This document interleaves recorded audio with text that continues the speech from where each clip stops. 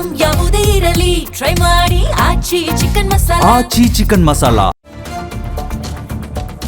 ಮುಡಾ ಕೇಸ್ನ ಆರೋಪಿ ಅಧಿಕಾರಿ ನಟೇಶ್ಗೆ ಪ್ರಮೋಷನ್ ಭಾಗ್ಯ.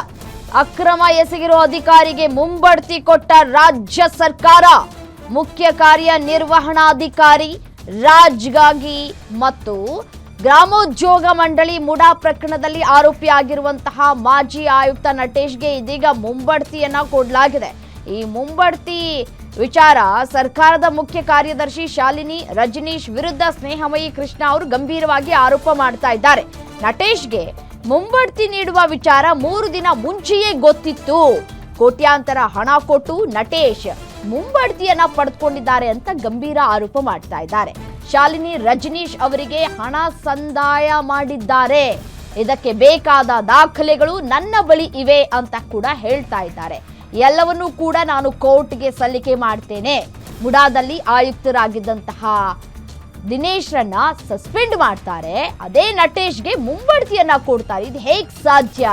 ಹಣದ ವಹಿವಾಟು ಬಗ್ಗೆಯೂ ನಾನು ಕೋರ್ಟ್ನಲ್ಲಿ ಹೇಳ್ತೀನಿ. ಈ ಕುರಿತು ಶಾಲಿನಿ ರಜನೀಶ್ ಅವರಿಗೆ ಪತ್ರವನ್ನು ಬರೆದಿದ್ದೇನೆ. ಹಣ ಪಡೆದು ಮುಂಬಡ್ತಿ ಕೊಟ್ಟಿಲ್ಲ ಅಂತ ಶಾಲಿನಿ ಹೇಳ್ತಾ ಇದ್ದಾರೆ. ಅವರೇ ಹೇಳ್ಕೊಳ್ಳಿ. ಒಂದ್ ಕಡೆ ಮೈಸೂರಿನಲ್ಲಿ ಸ್ನೇಹಮಯಿ ಕೃಷ್ಣ ಗಂಭೀರವಾದಂತಹ ಆರೋಪವನ್ನು ಮಾಡ್ತಾ ಇದ್ದಾರೆ. ನಾವು ಹಣ ತೆಗೆದುಕೊಂಡಿಲ್ಲ ಅಂತ ಅವರು ನೇರವಾಗಿ ಹೇಳ್ಬಿಡ್ಲಿ, ನಾನು ಅದನ್ನು ಒಪ್ಕೊಳ್ತೀನಿ.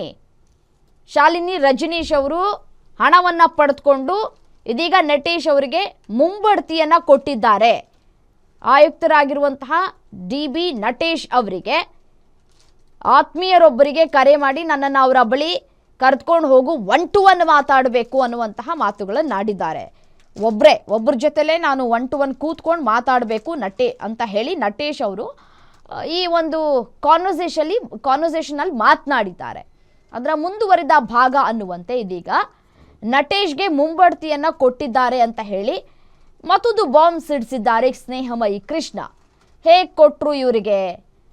ಈ ಒಂದು ಮುಂಬಡ್ತಿಯನ್ನು ಪಡೆದುಕೊಳ್ಳೋದು ಆ ಒಂದು ವಿಚಾರ ಏನಿದೆ ಅದು 3 ದಿನಗಳ ಹಿಂದೆಯೇ ಕೂಡ ಗೊತ್ತಿತ್ತು ಅನ್ನುವಂತಹ ಮಾತುಗಳನ್ನು ಆಡಿದ್ದಾರೆ ಸ್ನೇಹಮಯಿ ಕೃಷ್ಣ ಅವರು. ಕೋಟ್ಯಾಂತರ ಹಣ ಕೊಟ್ಟಿದ್ದಾರೆ, ಆದರೆ ಎಷ್ಟು ಹಣ ಕೊಟ್ಟಿದ್ದಾರೆ ಅನ್ನೋದು ಅವರು ಮೆನ್ಷನ್ ಮಾಡಿಲ್ಲ.